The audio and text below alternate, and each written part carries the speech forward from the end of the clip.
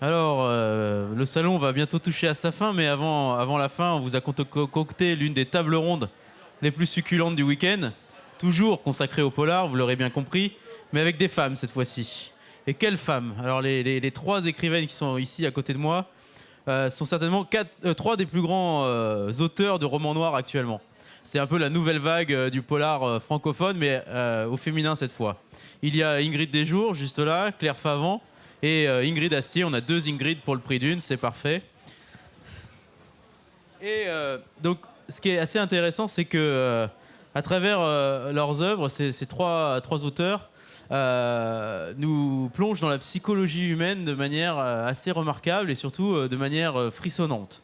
Il y a d'abord Ingrid Desjours, donc si vous la connaissez pas, elle est l'auteure de Echo et Potence avec la célèbre Garance Hermenosa, et elle vient d'écrire un autre, comment? C'est Garance Hermosa. Hermosa, oh Oui, pardon. je t'en prie.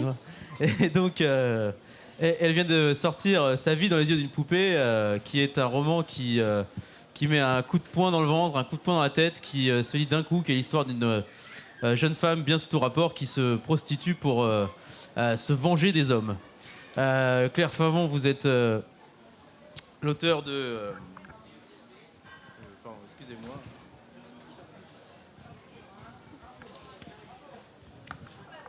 L'auteur de... Pardon, excusez-moi. Et Ingrid Astier, vous êtes l'auteur de...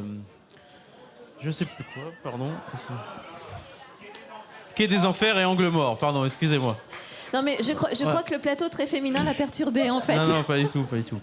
Et donc, tout d'abord, comment ça se fait que à travers vos livres, toutes les trois, vous osiez des choses que les hommes n'osent plus forcément, à la fois dans les descriptions de scènes de violence, dans les descriptions de scènes d'amour parfois. Pourquoi vous osez ça, et comment on passe justement ce cap de description très, très chirurgicale du crime? Vas-y Ingrid, peut-être. Je sais pas. Mais je ne sais pas. Je suis pas sûre déjà que les hommes aient le monopole de la cruauté. Hein. Ben voilà, je sais pas vraiment répondre à cette question. Est-ce qu'on ose plus? Est-ce qu'on est plus cruel, plus chirurgical? Je sais pas forcément Il y a répondre aussi, à ça. peut-être chez vous Claire et chez Ingrid, il y a une notion de reconstruction après un événement fondateur qui a été horrible pour l'un des personnages principaux. Ouais. Et en même temps, ce trauma amène la haine, amène la cruauté, et pourtant vous nous rendez vos personnages très attachants. On s'attache à des monstres. Alors comment vous réussissez à ce tour de force? Alors, en écrivant, moi, j'essaye effectivement de me mettre partiellement dans la tête du personnage. Donc, sur certaines scènes, par exemple au tout début, où il y a des moments pénibles entre le père et le fils, c'est des scènes, effectivement, où moi, je me suis mise en situation pour essayer de transmettre quelque chose. Après, bon, sur toute la partie difficile, là, j'ai plus travaillé en miroir. C'est-à-dire, j'ai bâti tout ce que le tueur a subi, et j'ai fait un transfert sur ses victimes. Donc, de façon à vraiment travailler, lui, il y a telle chose sur lui, elles vont subir ça en miroir.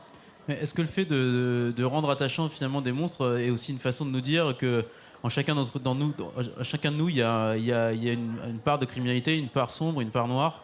Est-ce que c'est quelque chose que vous pensez et à laquelle vous pensez quand vous écrivez vos livres et vos personnages? Moi, pour répondre à la première question, je réfléchis absolument pas en termes de sexe. Je pense que le plus important quand on est un écrivain, c'est justement de disparaître derrière ces personnages.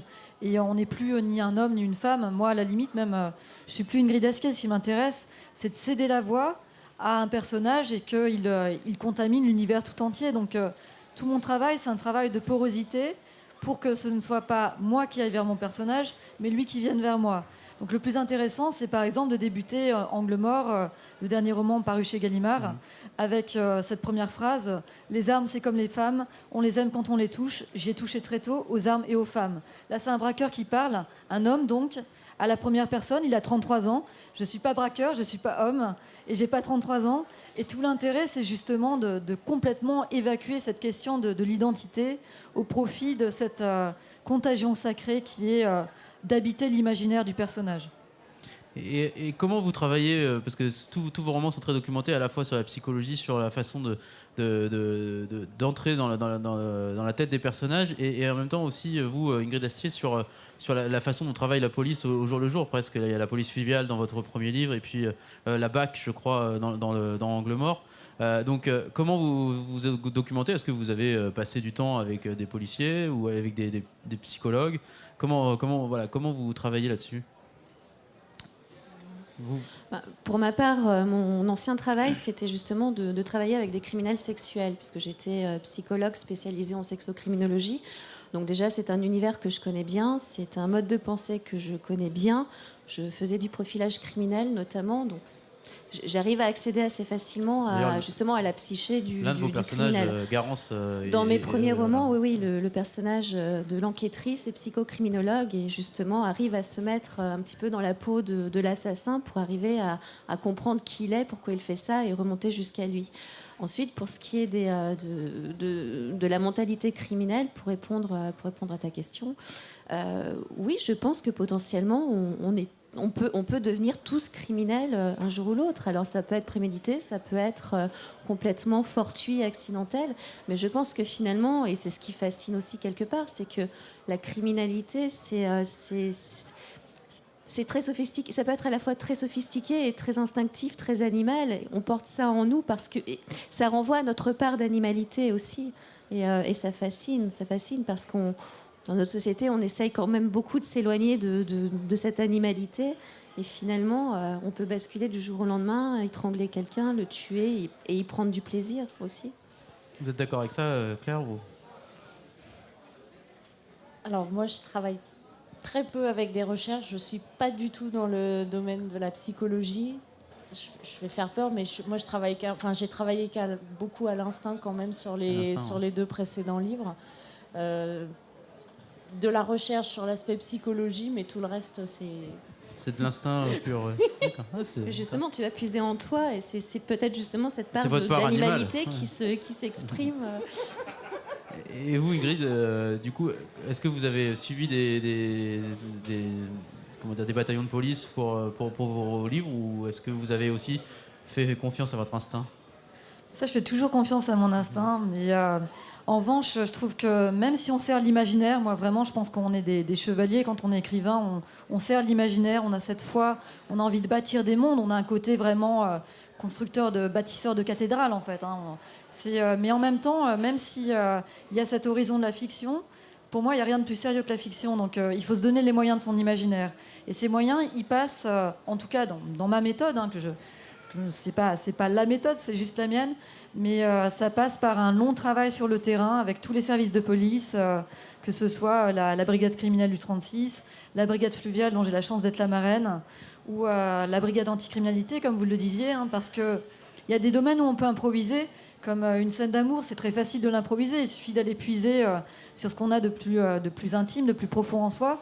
En revanche, d'aller imaginer comment est-ce qu'on traque des braqueurs quand on est dans une brigade de répression du banditisme, ou quand on est de l'autre côté, quand on est braqueur, comment est-ce qu'on démonte son Burning Baby, son pistolet et ses 33 pièces.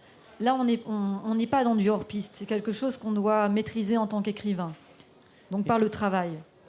Et alors, il y a une question que je me pose, c'est en fait le polar est souvent, ou le roman noir est souvent décrié, traité de sous-style littéraire. C'est pas du tout ce qu'on pense nous ici à la Griffe Nord, mais comment on réagit quand on est auteur de roman noir à ce genre de critique, à ce genre finalement de critique très française, parce que les anglo-saxons, quand ils écrivent un bon polar, on leur dit c'est formidable, vous êtes un grand écrivain. Comment on réagit en France quand on entend ce genre de critique? Est-ce que vous l'avez déjà entendu? Personnellement, ça me touche pas. Je lis pratiquement que du roman policier sur les tueurs en série. Moi, j'essaye de me dire qu'il faut prendre les compliments au premier degré et les critiques acerbes au second degré. Ça me permet de le vivre beaucoup mieux. D'accord. Écoutez, merci beaucoup à toutes les trois d'être venues aujourd'hui à Saint-Maur-en-Poche. Vous êtes encore en dédicace pour la fin de la journée. Donc allez les voir, vous verrez, leurs livres sont passionnants. Merci beaucoup. Merci.